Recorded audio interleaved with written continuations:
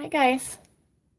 This morning I just wanted to come and show a little process share on reusing the scented wax cubes to make wax seals. I was pitching out my wax to change it out because the smell wasn't as strong as what I would like. And I thought, man, I sure waste a lot of that wax. I wonder if I can reuse it. So I came in here and played, and what I found is that alone this wax is too thin and too oily.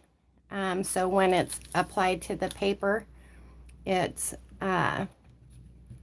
comes off. You can peel it right off, and it leaves a pretty oily stain on it. But by making about a 50-50 split with the wax, and I took this glue stick and I just knocked off some chunks of it, and then in our little burner I put the wax and the hot glue and let it melt down. It doesn't take very long to do that, and I just got a stir stick so that I can kind of stir it around. This is just a coffee spoon, extra one that I had that I bent over so that it sits down there in the fire and helps to melt. The first time I did it, I used it right inside of the pot itself. Well, when it was time to pour, I had to blow the candle out, pull the candle out, and pour it. So that did not work well for me. If you have a removable top that you could just pour, you probably wouldn't even need a spoon like this. There's a couple different types of the wax cubes that we use to make our house smell nice. The ones that are less greasy, probably less coconut oil or some type of oil in there, turn out more brittle using this method than the ones that are less greasy. So this one is a Better Homes and Gardens. I'm not sure. I think I got it at Walmart or something, but it's extremely pliable.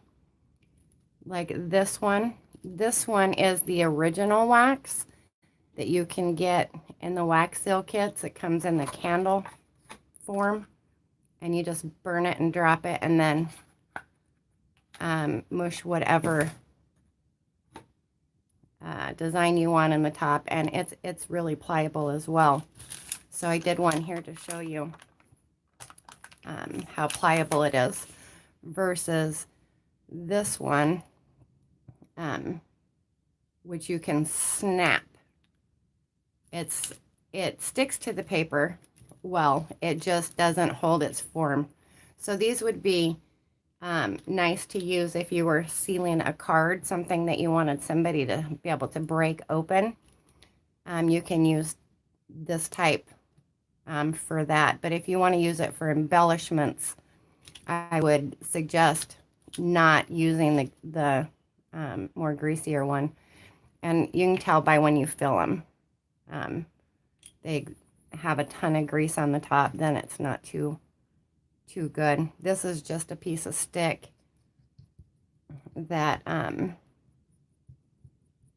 use just to be able to stir in my spoon here. I'm not sure, I'll lift this up in a minute, but if you can see the consistency, but it just really starts to like thicken up that runny scented wax. And it doesn't take long, but as soon as, let me grab a paper here and I'll show you. But as soon as everything's melted, depending on how much you're using, and once you see that consistency, it took me a couple of times playing with it in order to get that. But But once you see it and how kind of thick and gluey it is, you can get the feel of how much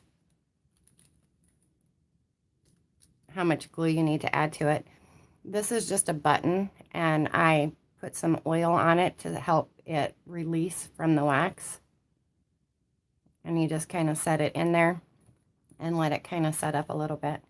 The original metal stampers that we get to from the craft stores works well in this. In fact, that's what all of these and signs are. So I did use a plastic button, and I did not wax, or I did not oil it. That did not work well. But this button just has its tab on the back, so when you pull it, it just kind of releases.